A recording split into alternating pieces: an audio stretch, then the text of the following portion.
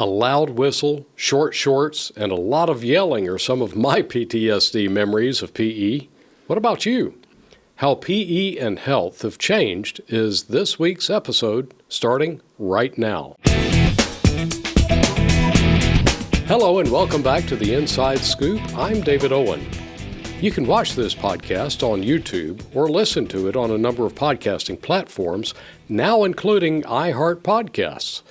Make sure you like, subscribe, and share it with your friends. Many of us either have fond memories of PE and health, or we shudder at the thought. The way things have been done might be fine, but then again, there might be a better way.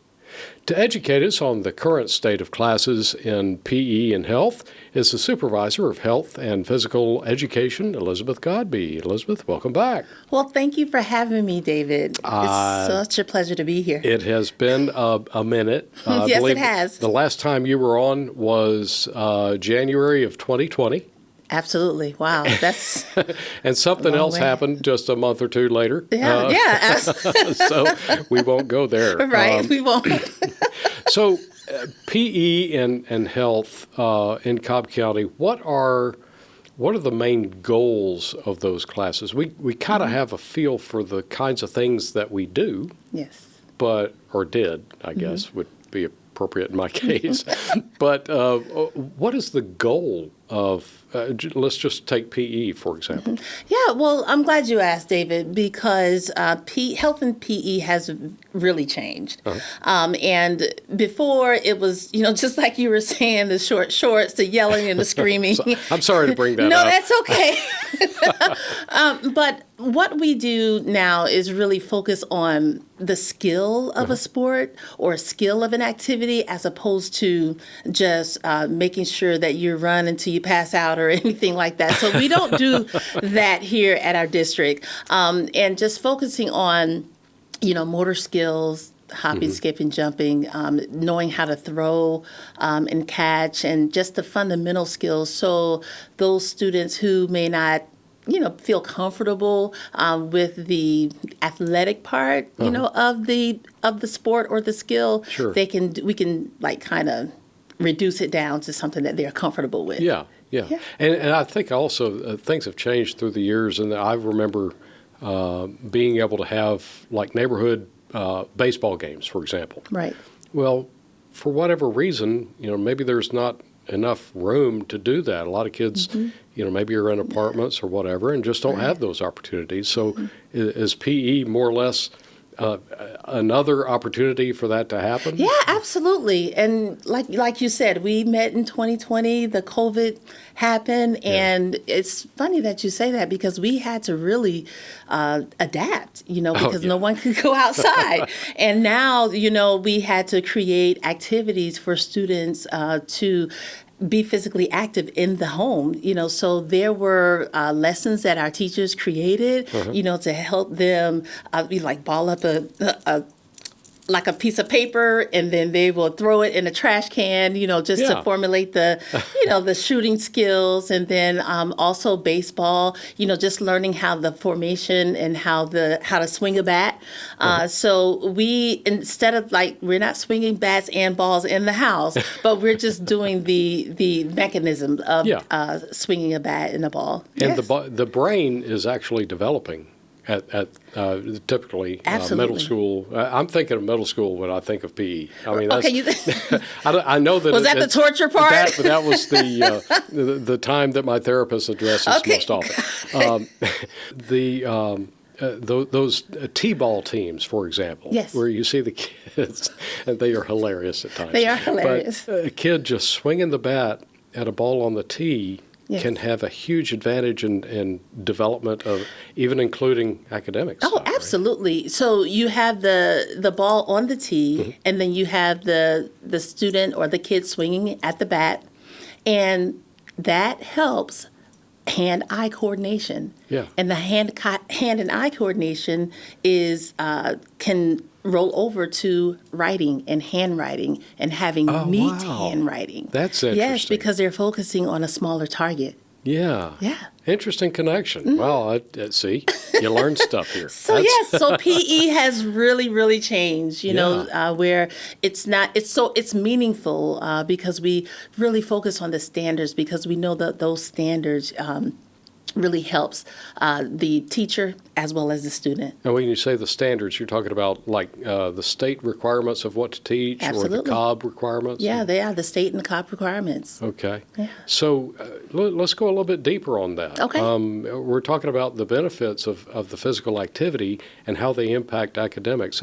In general, what other things are you seeing? Yeah, so we have our national and state standards, and I am happy to say that our district really focuses on the state standards and our Cobb standards to make sure that there is strong efficacy, within our teachers as well as in our students. So we mentioned standards, and what our teachers do is that they really focus on the verbs of the standard.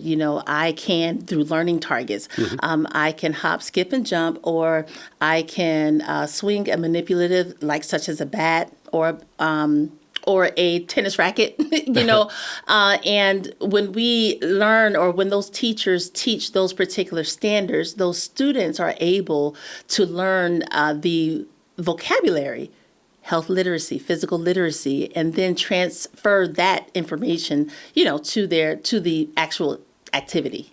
We talk about physical literacy. What exactly are we talking about when you so mention you have different types. Let's talk about high school, right? Right. You have your different types of stretches, isotonic, isometric, right? Okay. So if a teacher is teaching, that's part of the standard. If they're teaching about isometric and isotonic stretching, then that particular student will learn that particular vocabulary, and then not knowingly, they may say, hey, I want to get in sports training. I want to be an athletic trainer, because it's not just in physical education, but it stretches out to careers has to do with isotonic stretching, isometric stretching, and the different vocabularies for health-related fitness and skill-related fitness. They can help us know which type of stretching to do so that we don't get injured? Is that basically kind of the root of it? And so when you're saying that, that's the importance of the teachers learning the standards so they can teach the students the proper form of stretching, more education when it comes to a exercise prescription. So let me give you an example. Yes, please. You will have a cross-country runner. You wouldn't give the same exercise prescription to a cross-country runner as you would give to a linebacker or wide receiver, right? Because the different stretches and the different aerobic capacity, aerobic exercise is totally different for each student. So different goals for each student. Different goals. Shape what you do. Absolutely. Okay. And those goals transfer from the physical education aspect and then also the health education aspect as well. How can we encourage them to be active after the bell rings? In the afternoon, it seems like there's this attraction to screen time or even naps or whatever. How can we as parents do a better job of getting them outside and getting some activity? Oh, wow. I'm so glad you asked that. Powerful question. So our district does a very great job into making sure that students have after-school activities. So let me give you an example. Like elementary schools, they have the opportunity to participate in after-school programs. Sure. They call it ASP.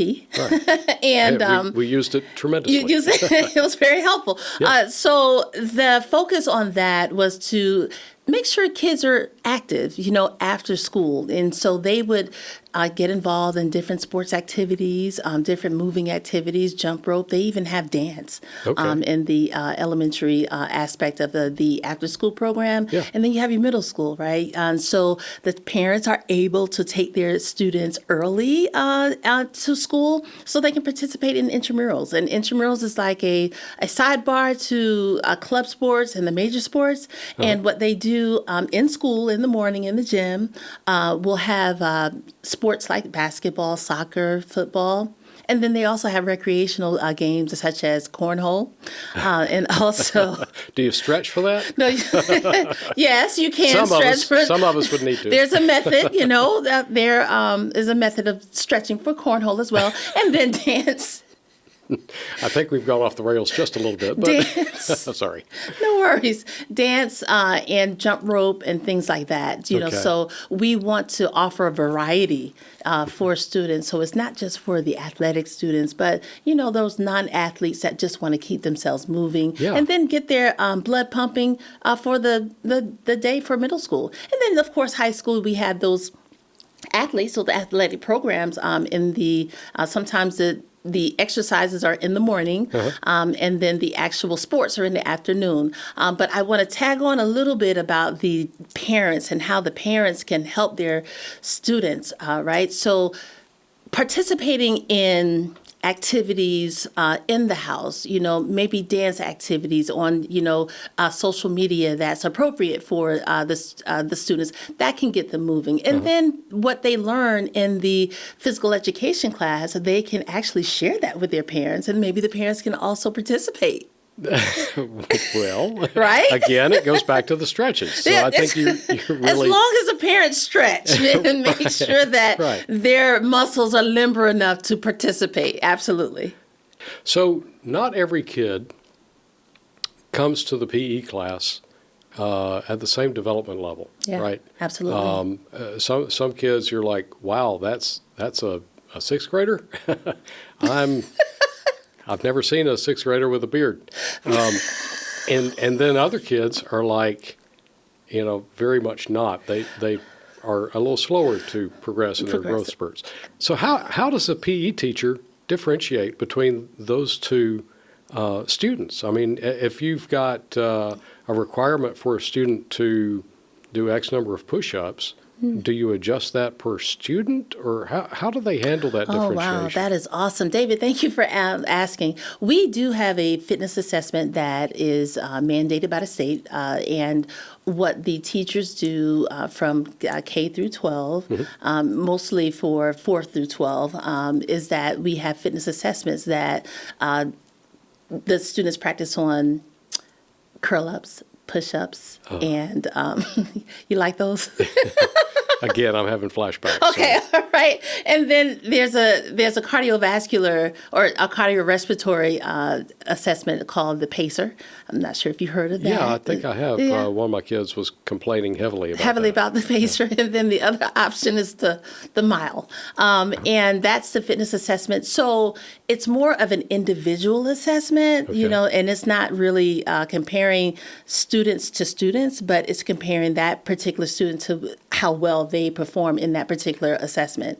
And then I want to add on, as far as the athletic part is concerned, or the sports part is concerned, whether it's elementary, middle, and high, our teachers are very savvy in understanding flexible grouping. And what that is that they would place their students, right, in maybe the beginning or the intermediate and advanced. Okay. The student is competing against themselves, basically looking at gains. Is that a fair way? They're looking at their gains, Okay. And then that information is given to their parents, so the parents can actually see their gains as well. Okay. And it's personal. No one ever sees their scores and what have you. We place them in different groups based on their ability level. And the reason for that is, just give an example, like how many of you do not know a sport? We'll ask the kid the particular sport or activity, and they'll raise their hand. We'll put them in a group. How many of you are familiar with the sport, and a little bit, and maybe had parents participate in that sport or activity? Then you have another group that'll raise their hand. That would be the intermediate. And then your advanced group would be the ones who may do club ball or actually, in an athletic sport for high school, and then we put in the advancts. Right, and they've been in it since kindergarten. Right. Yeah. They're the pros, Well, and to be fair, I mean, there are parents who are really good at keeping their kids engaged and that sort of thing. Absolutely. So that's kudos to them for absolutely. doing that. So I know that in some other classes like math or science, they might collaborate with another set of courses, like maybe literature or English or what have you, to, maybe there's an assignment and they insist that, for example, writing a science report would use proper grammar and punctuation and so forth. Yeah. Is that called cross-curricular? Yes, it is. Okay. So is that cross-curricular thing done in physical ed and health with other disciplines, or is that kind of not even a part of the picture? Well, I'm glad you asked that, David. We actually assist in that area by doing a strategy called academic movement. So our department has had the opportunity to talk to principals and counselors and as well as teachers and really help them find a different strategy in order to help students learn and embrace a particular concept. So an example would be, let's say if they were studying for a particular assessment. And so what we'll do is, let's say if it's true, false, the teacher would ask a question, and if it's true, the students would do jumping jacks, right?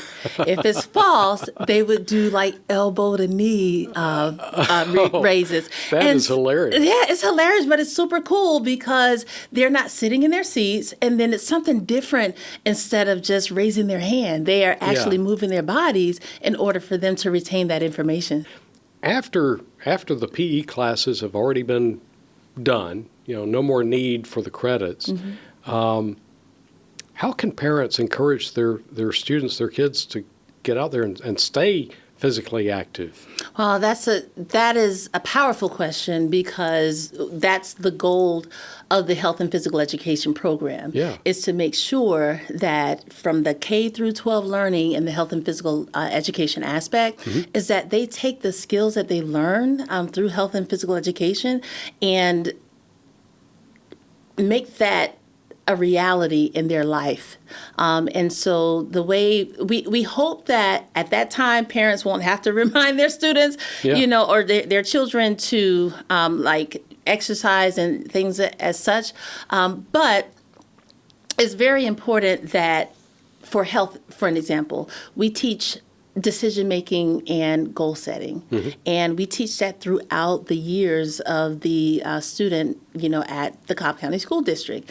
And so it's very important that the student learn goal setting and setting goals, and then also making good decisions.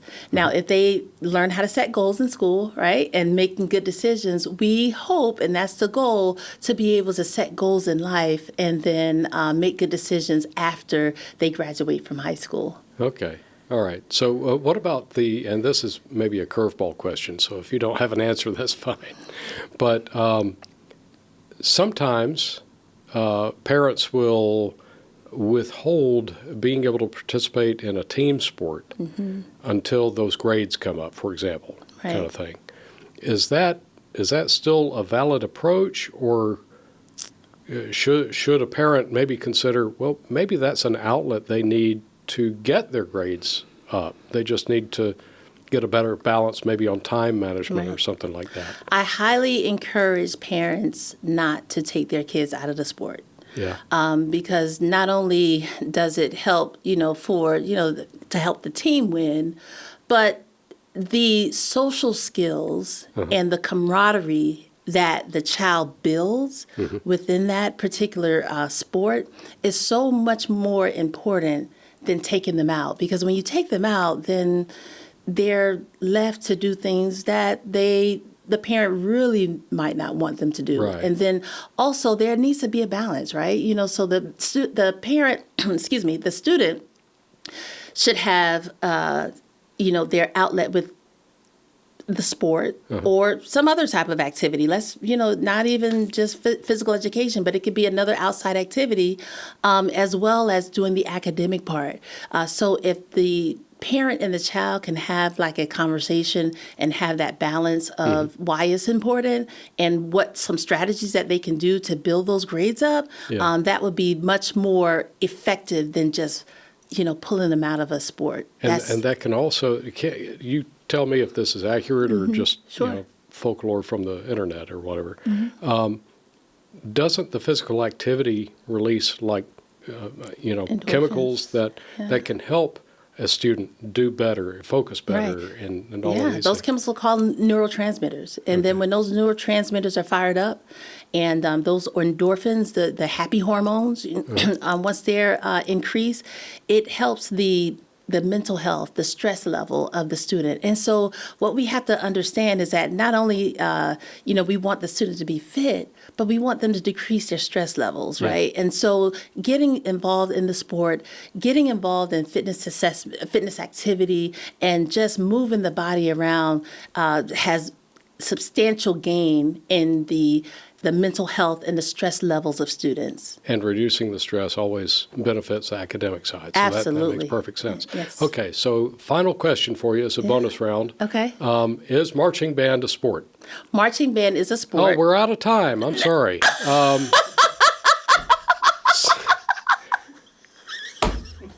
That was fun.